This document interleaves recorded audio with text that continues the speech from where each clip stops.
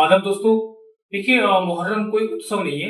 ये इंसानियत की पेशानी पर रखा हुआ ठंडा हाथ है जो हमें हमारी ही आग से बचाना चाहता है। ये महीना कैलेंडर में नहीं आता, ये आत्मा में उतरता है। ये बताता है कि इतिहास सिर्फ तारीखों से नहीं बनता। कुछ इतिहास प्यास से बनते हैं, कुछ सन्नाटे से, कुछ उस गर्दन से जो कट तो जाती है मगर झुकती नहीं है। करबला को सिर्फ एक मैदान समझना करबला के साथ बेईमानी है। करबला दरअसल मनुष्य की परीक्षा थी। एक तरफ सत्ता थी, सेना थी, संख्या थी, आदेश था, डर था, लालच था। और दूसरी तरफ कुछ लोग थे जिनके पास पानी कम था, साधन कम थे, रास्ते बंद थे, मगर आत्मा पूरी थी। और इतिहास ने वही दर्ज किया जो आत्मा ने कहा, क्योंकि तलवारें शरीर तो काट सकती हैं मगर किरदार नहीं। हुसैन की सबसे बड़ी बात यह नहीं कि उन्होंने मौत का सामना किया।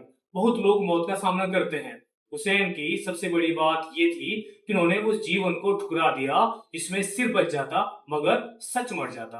उन्होंने बता दिया कि हर सांस जिंदगी नहीं होती, कुछ सांसें सिर्फ समझौते की किस्तें होती हैं, और कुछ मौतें ऐसी होती हैं जो आने वाली नस्लों की रगों में हिम्मत बनकर तोड़ती हैं।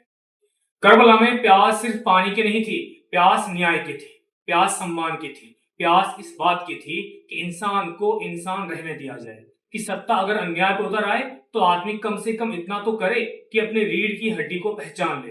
हुसैन ने कोई साम्राज्य नहीं जीता, कोई तख्त नहीं लिया, कोई राज नहीं बसाया, फिर भी सदियां उनके नाम के आगे अदब से खड़ी हैं, क्योंकि दुनिया आखिरकार उसी को याद रखती है जो सुविधा के आगे नहीं, सत्य के आगे से झुकाता है।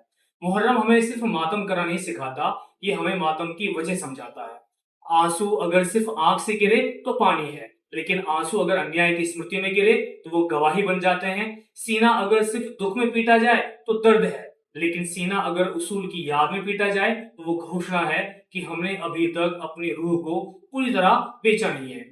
हुसैन इसलिए अमर नहीं है कि उनके साथ जुल्म हुआ, दुनिया में जुल्म बहुत पर हुआ है। हुसैन इसलिए अमर है कि जुल्म के सामने उन्होंने अपने चरित्र को छोटा नहीं होने दिया। उन्होंने ये नहीं कहा कि हालात ऐसे हैं इसलिए झुकना पड़ेगा। उन्होंने ये नहीं कहा कि बच्चे हैं, परिवार है, काफिला है, थोड़ा समझौता कर लेते हैं। उन्होंने दुनिया को बताया कुछ जगहों पर हार जाना भी जीत से ऊंचा होता है, क्योंकि जीत अगर यजीद की तरह मिले तो वो ताज नहीं, माथे पर कलंक होती है।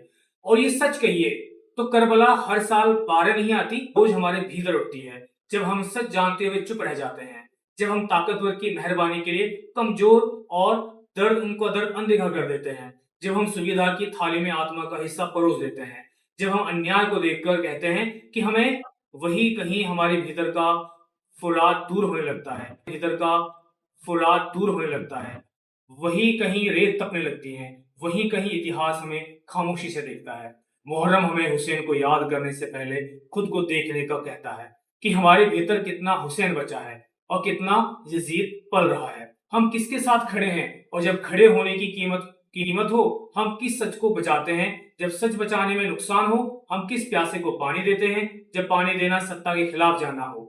सलाम उस हुसैन को जिन्होंने दुनिया को ये सिखाया, इंसान की असली औकात उसका ईमान है। इंसान की असली औकात उसकी उम्र से नहीं, उनके उसूल से मापी जाती है। सलाम उस करबला को जहां शरीर हार गए मगर आत्मा ने पूरी मानवता को जीत लिया। सलाम उस प्यास को जो आज तक हर जमीर वाले आदमी के गले में अटकी हुई है। और लानत उस हर यजीदियत पर जो हर दौर के नए नाम, नए चेहरे, नई पोशाक और नए तर्क लेकर आती है, मगर भीतर से कहीं वही रहती है, अन्याय की बेशरम भूख। मुहर्रम शोक नहीं, स्मृति है। स्मृति नहीं, प्रतिरोध है। प्रतिरोध नहीं, इंसान होने की आखिरी शर्त है। बहुत बहुत शुक्रिया।